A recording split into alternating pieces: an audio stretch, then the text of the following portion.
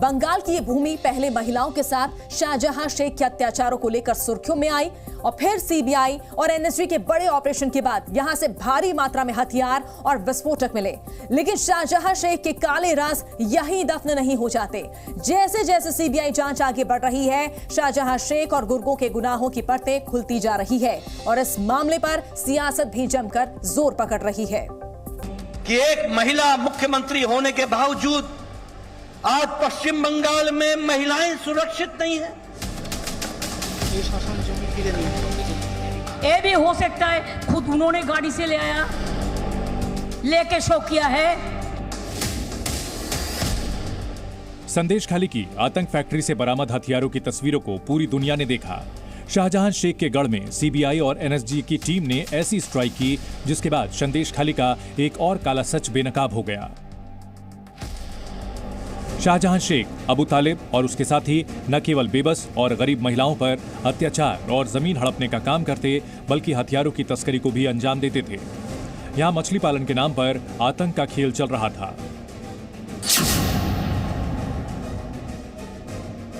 जिस संदेशखाली में ईडी अधिकारियों पर हमला हुआ, वहीं सीबीआई ने छापा मारकर भारी मात्रा में देसी और विदेशी हथियारों की बरामदगी की।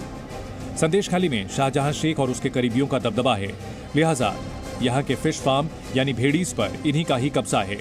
लेकिन इन फिश फार्म का इस्तेमाल शाहजहां शेख न केवल कारोबार के लिए बल्कि बम और गोला बारूद छिपाने के लिए भी करता था। संदेशखाली में अबू तालिब शेख के घर से हथियारों का जखीरा मिलने की घटना में एक नया मोड़। आज सुबह जब अबू तालिब शेख की पत्नी मीडिया से बात की तो उन्होंने दावा किया कि घर में एक बक्सा था जहां से हथियार बरामद हुआ, लेकिन वो हथियार कहां से आया उन्हें पता नहीं है। सीबीआई और एनएसजी के बड़े ऑपरेशन से बम बारूद के जखीरे का भंडाफोड़ हो गया। हालांकि आरोपियों का परिवार अपने ऊपर लगे आरोपों से इनकार कर रहा है। আমার ঘরে বোম আছে কিনা আমি জানি না, নিজে জানি না আমি। আচ্ছা আচ্ছা, আমাকে পুরো ফেঁসে দিয়েছে। কে ফাঁসিয়েছে আপনাকে? সেটা কে ফাঁসিয়েছে আমি বলতে পারবো না। আমি ছাগল চড়াতে যেতাম, ছাগল আমার আনতে যেতাম, কে কখন রেখে গেছে বোমটা আমি জানি না। না না, শেখ শাহজাহান কোনোদিন। शाहजहां शेख ने जमीन, घर, दुकान और फिश फार्म पर तो कब्जा कर ही रखा था। उसने और उसके साथियों ने श्मशान को भी नहीं बख्शा। लोगों से मारपीट कर श्मशान की जमीन पर भी वो कब्जा जमा लेता था। भुवन दास नाम के जमींदार ने श्मशान के लिए जमीन दान की थी। 1984 से श्मशान की देखभाल निर्मल पात्रा कर रहे थे, लेकिन 2022 में शाहजहां शेख के गुंडे ने रातों रात वहां दीवार खड़ी कर दी और साथ ही निर्मल के साथ मारपीट की।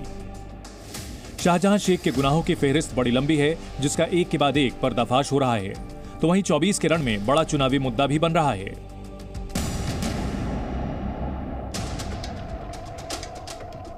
अब बीजेपी अध्यक्ष जेपी नड्डा ने भी संदेशखाली को लेकर ममता सरकार को कटघरे में खड़ा कर दिया। जेपी नड्डा ने ममता पर अराजकता फैलाने का आरोप लगाया। इसी बंगाल में संदेशखाली की घटना घटी कि नहीं घटी? महिलाओं का उत्पीड़न हुआ कि नहीं हुआ? महिलाओं के साथ अत्याचार हुआ कि नहीं हुआ?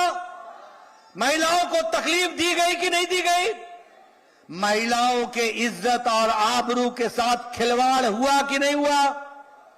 और ये शाहजहां शेख को बचाने का काम ममता जी ने किया कि नहीं किया? महिलाओं के अत्याचार के बाद, हथियारों की बरामदगी के बाद बीजेपी ममता पर आक्रामक है, तो वहीं टीएमसी भी पलटवार करने में पीछे नहीं। He is not effective.